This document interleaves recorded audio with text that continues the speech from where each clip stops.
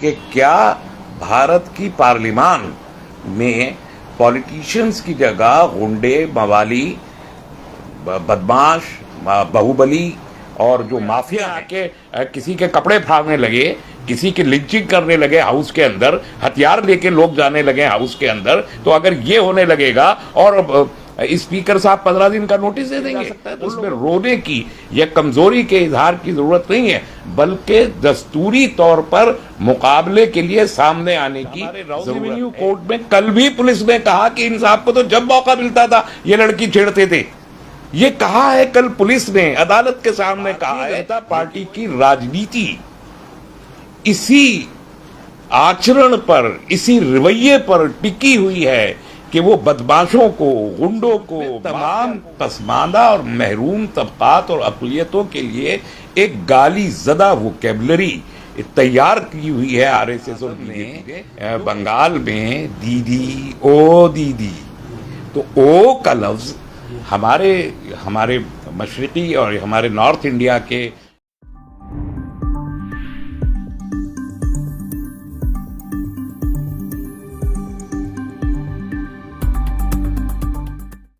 रमेश बिदोड़ी ने कुंवर दानिश अली को, जो मुस्लिम सांसद है, उनको कटुआ, मुल्ला, आतंकवादी तक कह दिया और उसके बाद जो है ये विवाद काफी दूर पकड़ा है, हर जगह निंदा हो रही है। किस तरह देख रहे हैं आप?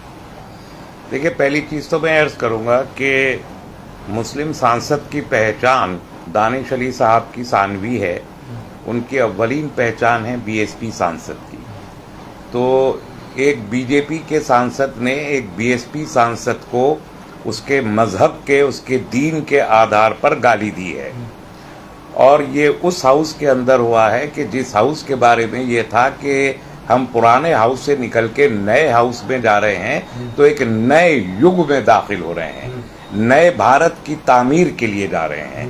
तो मेरे नज़दीक रमेश बिधूरी का ये मुतनाज़े और गलीज़ बयान और ये गाली गुफ्तार नए भारत के तारुफ और पहचान के तौर पर मैं रमेश बिधूरी के और बीजेपी के और आरएसएस के एजेंडा को इस हैसियत में ही लेता हूं कि नए भारत के निर्माण के लिए अब यही नए उसूल और ज़ाब्ते और नए कानून और नया तहजीब और नया तमद्दुन और नई सकाफत एक नए भारत में ये होगी। लोकतंत्र के मंदिर में इस तरह की भाषा क्या दर्शाता है? किस तरफ जा रहा है मुल्क? मैं इसे मंदिर नहीं मानता। मैं मोदी जी की वोकैबुलरी से भी इत्तफाक नहीं करता, मैं आरएसएस की वोकैबुलरी से भी इत्तफाक नहीं करता। लोकतंत्र में मस्जिद, मंदिर, गुरुद्वारा, चर्च कुछ नहीं होता। लोकतंत्र में ऐवान मुक़द्दस होता है, ऑगस्ट हाउस होता है, और एक लोकतंत्र का एक भव्य मत एक वो होता है, भवन होता है। तो एक लोकतंत्र का भवन है, ये ऐवान मुक़द्दस है, ये ऑगस्ट हाउस है, ये मंदिर नहीं है, मस्जिद नहीं है। ये जो लोग ये वोकैबुलरी फैला के इस मुल्क में ख़ास कल्चर को फ़रोग़ देने की कोशिश करते हैं, वो इस किस्म की इस्तिलाहों का इस्तेमाल करते हैं, और हम भी जाने न जाने उन इस्तिलाहों के चक्कर में पड़ जाते हैं। संसद का अपनी एक गरिमा है, इस गरिमा को तार-तार किया गया है और हर जगह थू-थू हो रही है।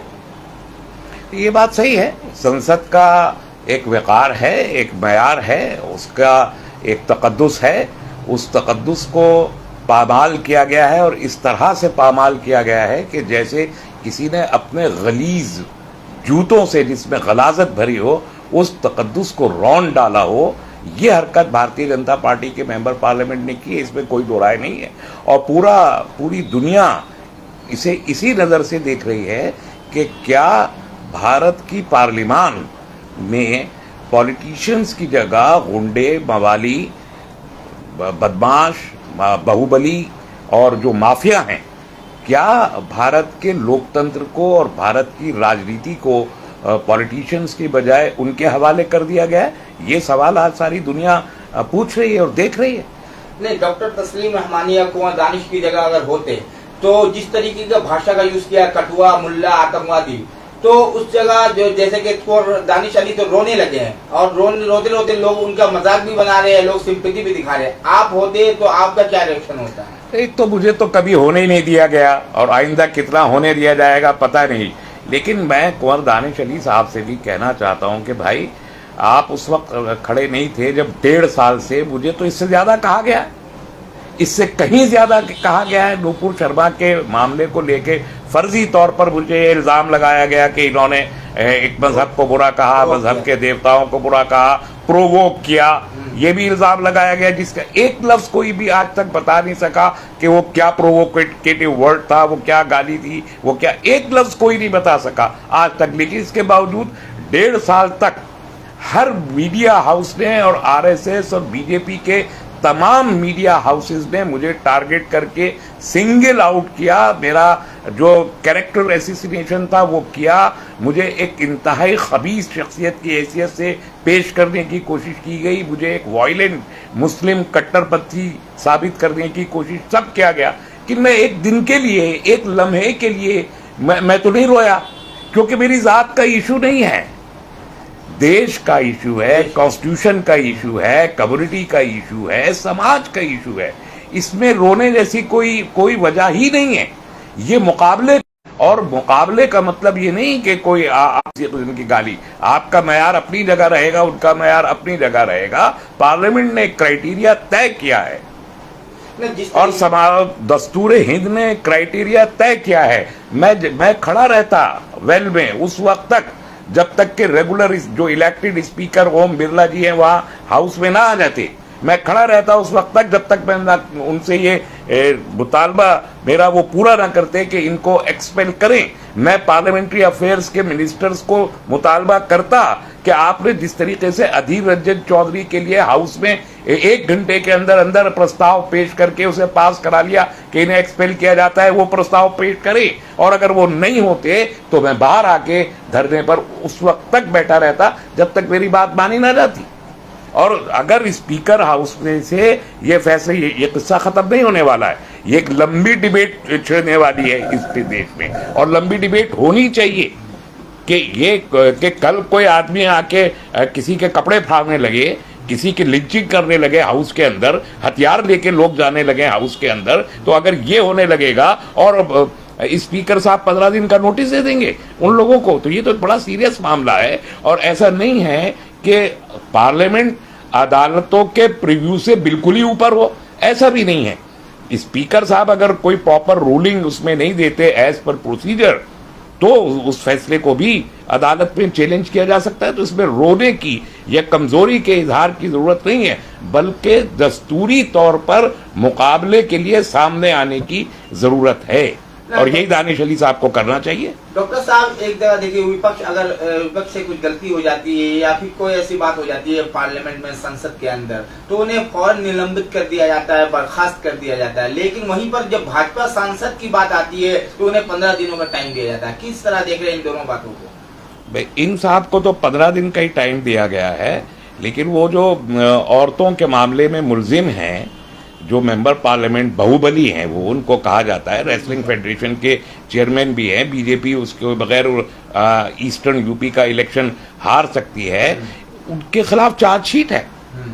साउथ एवेन्यू, हमारे राउज एवेन्यू कोर्ट में कल भी पुलिस ने कहा कि इन साहब को तो जब मौका मिलता था ये लड़की छेड़ते थे, ये कहा है कल पुलिस ने, अदालत के सामने कहा है। लेकिन वो इस पार्लियामेंट के मुअज़्ज़ज़ रुकन है, पुलिस का स्टेटमेंट है, ये पुलिस का स्टेटमेंट कल कहा है पुलिस ने राउज एवेन्यू कोर्ट में कि इनको जब मौका मिलता था ये छेड़ने की कोशिश करते थे, इसके बावजूद वो रुकने पार्लियामेंट हैं। तो भारतीय जनता पार्टी की राजनीति इसी आचरण पर, इसी रवैये पर टिकी हुई है कि वो बदमाशों को, गुंडों को, माफिया को, बाहुबली को या तो उनको तरजीह दे पार्लियामेंट के अंदर, या फिर खेल वाले क्रिकेटर हैं, गाने वाले हैं, एक्टिंग करने वाले हैं, इन हजरात को ले आए। पॉलिटिशियन बीजेपी के पार्ट पे जो 303 मेंबरान पार्लियामेंट हैं, उनकी प्रोफाइलिंग आप देखिए, उसमें पॉलिटिशियन कितने हैं और नॉन पॉलिटिशियन कितने हैं। आपको मालूम है दिल्ली के 7 मेंबरान पार्लियामेंट जो बीजेपी के हैं, उनमें से 3 मेंबरान पार्लियामेंट का राजनीति से कोई ताल्लुक ही नहीं है, कम से कम 3 का कोई ताल्लुक राजनीति से नहीं है। तो अगर भारतीय जनता पार्टी समझती है कि इश्यूज की बुनियाद पर, आइडियोलॉजी की बुनियाद पे, नजरिए की बुनियाद पे, अवामी मसाइल की बुनियाद पे, सामाजिक आधार पर, धार्मिक आधार पर उसे इस मुल्क में कोई मैंडेट हासिल नहीं हो सकता, तो वो मैंडेट हासिल करने के लिए इस किस्म के लोगों की मदद लेके और वो सामने आ रहे हैं। ये पार्लियामेंट्री डेमोक्रेसी का बड़ा एक खुला मजाक है और इसीलिए मैंने कहा कि गलाजत लगे जूतों के साथ इस डेमोक्रेसी को रौंदने की ये मिसाल है जो पार्लियामेंट, नए पार्लियामेंट हाउस में नए भारत के निर्माण के वक्त में सारी दुनिया के सामने पेश की गई है। कटुआ, मुल्ला, आतंकवादी, ये वर्ड, ये वीडियो जब वायरल हुआ, लोगों ने देखा, करोड़ों मुसलमानों का भावना आहत हुआ, आपने भी देखा होगा। तो जब ये वीडियो आपने देखा, ये वर्ड सुना आपने, तो आपको कैसा, उस वक्त कैसा लगा? आप अपना वो बताइए। देखिए, मुझे इसलिए बहुत ज्यादा अजीब नहीं लगा कि ये वो अल्फाज हैं जो आरएसएस और बीजेपी की वोकेबलरी में बहुत ही कॉमन हैं। वो अपनी जाती और अपनी अंदरूनी महफिलों में जब बैठते हैं तो उमूमन मुसलमानों के लिए इन्हीं अल्फाज का इस्तेमाल करते हैं और ये उनकी आदत सानिया बन चुके हैं मुसलमानों के सिलसिले में ये अल्फाज बयान करना। ये इसी किस्म की जो गाली ज़दा अल्फाज हैं वो इस मुल्क के पसमानदा तबकात के लिए, दलितों के लिए, ट्राइबल्स के लिए, उनके लिए भी इसी किस्म के इससे मिलते जुलते दूसरे अल्फाज वो बोलते हैं। तो इस मुल्क में तमाम पसमानदा और महरूम तबकात और अक़लियतों के लिए एक गाली ज़दा वोकेबलरी तैयार की हुई है आरएसएस और बीजेपी ने, जो वो अपने हल्के में बोलते हैं। ये तो इत्तफाक है कि ये पार्लियामेंट में भी उनकी जबान से अदा हो गया। तो ये एक रेगुलर, एक रूटीन है, ये एक आदत है, ये मिजाज सानिया है कि दूसरे लोगों को कमतरीन समझना और उनको एहसास दिलाना कि तुम कमतरीन हो, उसके लिए इन अल्फाज का इस्तेमाल किया जाता है। सड़क छाप भाषा, यानी सड़क छाप में लोगों जो ओए ओए ऐसे करके सड़क छाप भाषा, एक सांसद दूसरे सांसद को बिल्कुल पार्लियामेंट के अंदर, यानी कि संसद का एक गरिमा है, उसको तार तार करते हुए आतंकवादी, मुल्ला,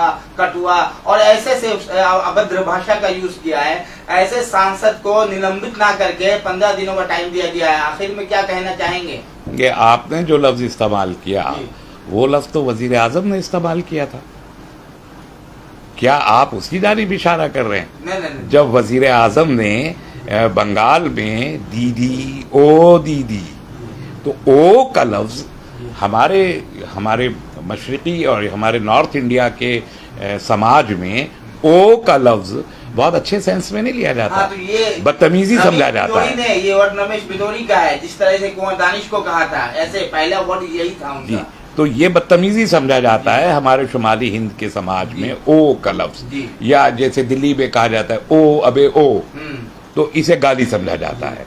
अब मुझे मालूम नहीं वजीर आजम के इल्म में ये बात है या नहीं है कि ये गाली के मुतरादिफ होता है, लेकिन यही जो सड़क छाप लोग हैं, अगर सड़क छाप लोग सांसद बन जाएंगे तो सड़क की जबान संसद में जानी लाजमी है। तो ये लोग तो हमारे वोटर्स को भी देखना पड़ेगा कि चाहे जिस धर्म के हों, चाहे जिस पार्टी के हों, हम कम से कम सड़क छाप लोगों को, माफिया को, गुंडों को और लैंड ग्रैबर्स को, कातिलों को, इन लोगों को कम से कम, चाहे जिस पार्टी के भी हो, चाहे जिस धर्म के भी, कम से कम उन्हें वोट न दें। ये काम हमारे अवाम की है, वोटर्स का है, ये जिम्मेदारी। डॉक्टर साहब, जिस अवैसी साहब के तरफ से एक सवाल अवैसी साहब के लिए है कि अवैसी साहब ने जिस तरीके से वीडियो, अभी अवैसी साहब का भी काफी वायरल हो रहा और उस पे लोग सवाल भी उठा रहे, उन्होंने कहा कि अब संसद में भी मुसलमानों की लिंचिंग होगी। तो आप बताइए, अभी हालात जिस तरीके के हैं, ऐसे उनका स्टेटमेंट क्या दर्शाता है?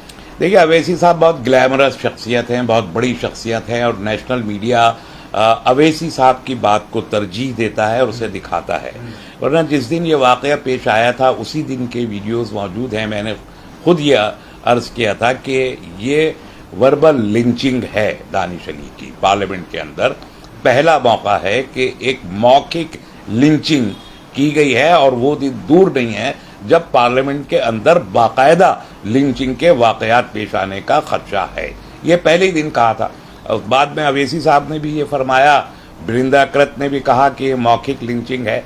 लेकिन बहरहाल इसमें तो कोई दो राय नहीं है कि अगर 15 दिन का नोटिस इतने बड़े खुले वाक़े पर दिया जा रहा है और एक्शन नहीं लिया जा रहा और इसकी उम्मीद कम है कि कोई एक्शन लिया जाएगा, तो फिर तो लिंचिंग की तरफ हालात जाएंगे। इसमें क्या दो राय है? तो इसे रोकना तो जरूरी है। जिस पार्टी से कुंवर दानिश अली आते हैं उस पार्टी के जो सरबराह है मायावती, वो मौन धारण की हुई है। एक तरफ जो इंडिया अलायंस में राहुल गांधी और मायावती, इंडिया अलायंस में नहीं है मायावती, उसके बावजूद राहुल गांधी जाते हैं मिलने के लिए, लेकिन वही मायावती एक वर्ड बोलने के लिए, यानी कि उनका कोई ठोस कदम इस पूरे मामले में दिखाई नहीं दिया। मैंने इसीलिए सबसे पहले आपसे ये अर्ज किया था आपके इंटरव्यू में कि वो बीएसपी के सांसद हैं, इसी बुनियाद पे कहा था जो आपसे आखिर में सवाल किया है, क्योंकि बीएसपी की जो सदर हैं उनका पहले ही दिन एक ट्वीट आया था, और उस ट्वीट वो इतना नाजुक अंदाम ट्वीट था कि जैसे उन्होंने राजनाथ सिंह जी के वहाँ पर खेद व्यक्त करने को, दुख का इजहार करने को मान लिया हो कि सही है, बस अब किस्सा ख़त्म हो गया। इस किस्म का एक ट्वीट आया था मायावती साहिबा की तरफ। उसके बाद न तो उनकी पार्टी के दीगर लीडरान ने कुछ बोला, न मेंबरान पार्लियामेंट जो दीगर 9 मेंबरान पार्लियामेंट हैं उन्होंने बोला, न मेंबरान असम्बली ने, न उनके ऑफिस बेरर्स ने, न कोई किसी तहरीक का ऐलान, न कोई ट्वीट, न कोई खत, न कोई एहतजाज, कुछ भी नहीं है।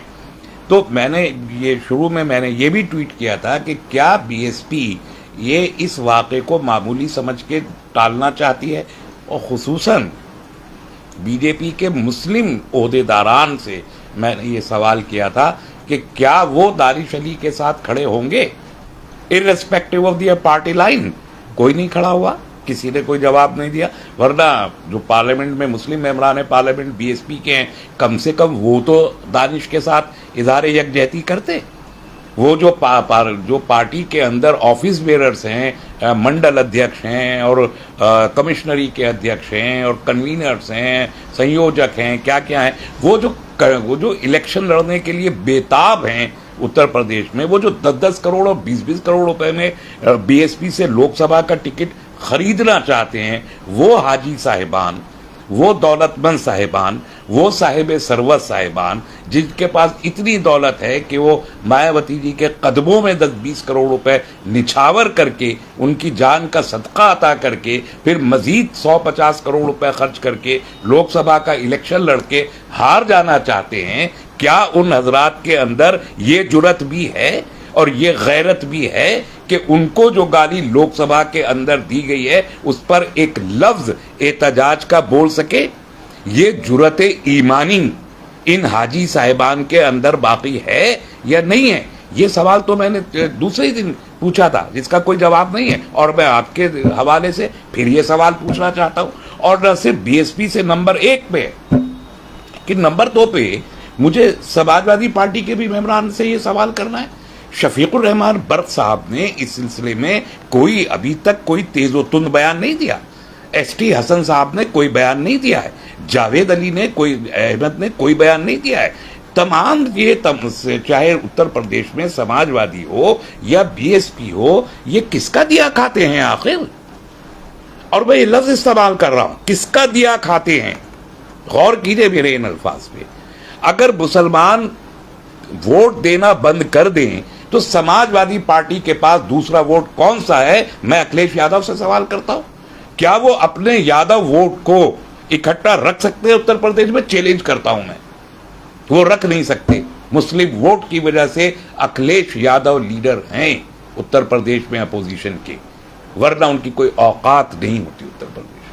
मायावती अगर आज मुल्क की 3rd नेशनल पॉलिटिकल पार्टी बनी हुई है तो उसकी वजह सिर्फ मुस्लिम वोट है, और ये दौलत है जो हाजी साहिबान हमारे उनके कदमों पे, उनकी जान के सदक़े पे निछावर करते हैं। मायावती की पार्टी से सांसद है कुंवर दानिश अली, ना ही कि अखिलेश यादव के।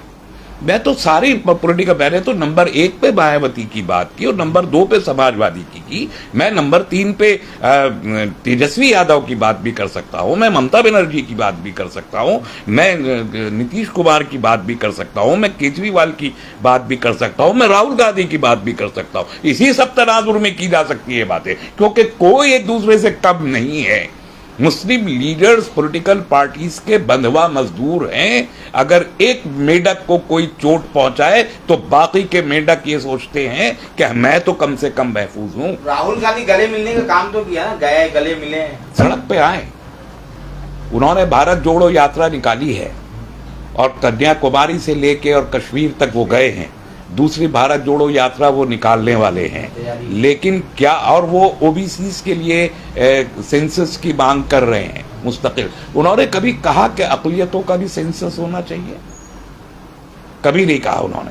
और क्या दानिश अली के मामले में ये सिंबॉलिक जेस्चर, ये अलामती इजहार के हम बगैर इत्तला के अचानक दानिश अली के घर जाएंगे, उसके गले लगेंगे, एक फोटो खिंचवाएंगे, ट्विटर पे डाल देंगे और कहेंगे हम खड़े हैं दानिश अली के साथ, तो क्या उनकी पूरी पार्टी और जो पूरा इंडिया अलायंस है ये मुश्तरका तौर पर, क्योंकि ये गाली खाली कुंवर दानिश और खाली मुसलमान को नहीं है, मेरे नज़दीक ये गाली इस मुल्क के पार्लिमानी सिस्टम को है, इस मुल्क के डेमोक्रेटिक प्रोसेस को है, इस मुल्क के कॉन्स्टिट्यूशन ऑफ को है, ये उसको है।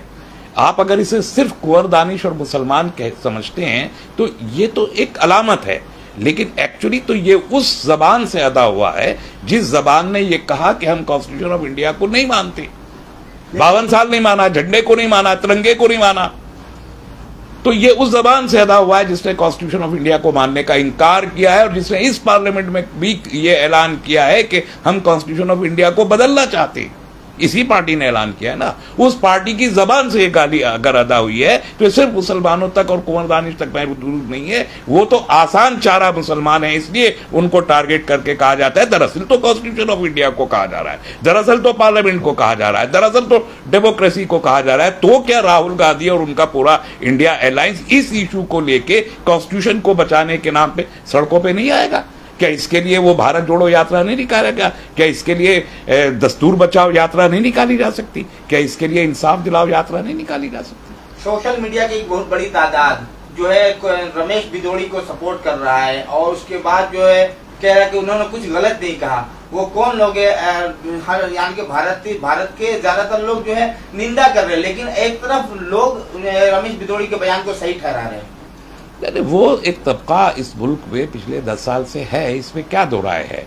जो आईटी सेल है, आप सोशल मीडिया को जब हम कहते हैं तो सोशल मीडिया में बीजेपी के आईटी सेल को अलग रखना चाहिए। सोशल मीडिया एक अलग एंटिटी है, बीजेपी का आईटी सेल एक अलग एंटिटी है, और उस आईटी सेल में कुछ पेड वर्कर्स हुआ करते हैं। ये तो आप सबको मालूम है, 10 रुपए ट्वीट, 2 रुपए ट्वीट, 5 रुपए ट्वीट करने वाले ये लोग आईटी सेल से जुड़े हुए हैं, वो इस किस्म की बातें करते हैं। तो क्या वो इस मुल्क में कंसिडरेबल हैं? क्या वो रेलिवेंट हैं इस मुल्क में? मेरे नज़दीक ये लोग रेलिवेंट नहीं है। ट्विटर का तूफान उठाने वाले, फेसबुक पे लिखने वाले, आपके यूट्यूब के इस वीडियो पर कमेंट करने वाले, वो रिप्रेजेंट करते हैं भारत की आत्मा को, ऐसा हरगिज भी नहीं है। ये एक छोटा सा पेड तबका है जिसकी तादाद 5, 7, 10 लाख, 8 लाख से ज्यादा नहीं होगी। देश 140 करोड़ लोगों का है, ये रेलिवेंट नहीं है। आखिर में एक अहम सवाल है, बहुत छोटा सा, कि डॉक्टर हर्षवर्धन एक पढ़े लिखे व्यक्ति है, इन्होंने इस पूरे मामले को जो है गलत ठहराया है, निंदा किया है, लेकिन साथ ही वीडियो में ये देखे जा सकते हैं कि डॉक्टर हर्षवर्धन और रविशंकर ये दोनों कह लगा के हंस रहे थे जब रमेश बिदोड़ी कटुआ मुल्ला कह रहे थे कुंवर दानिश को।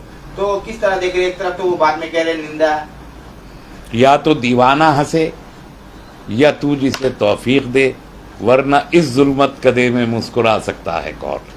वो किस बात पे हंस रहे थे ये बता देना चाहिए। हर्षवर्धन साहब कह रहे हैं कि मैंने सुना नहीं था, लेकिन वो हंस रहे थे। तो अगर कुछ सुने बगैर हंस रहे थे तो ये तो दीवानगी की अलामत है। उनके लिए तो फिर पार्लियामेंट में कोई जगह नहीं होना चाहिए, या फिर उनको ये वाजे करना चाहिए कि वो कौन सी बात थी जिसके लिए वो हंस रहे थे। वरना सिर्फ यही समझा जा सकता है कि वो जिस इकोसिस्टम के परवरदा हैं, जिस जहनियत के अंदर उनकी तरबियत हुई है, उस जहनियत का इजहार उनकी हंसी से पार्लियामेंट में हो रहा है। बहुत धन्यवाद।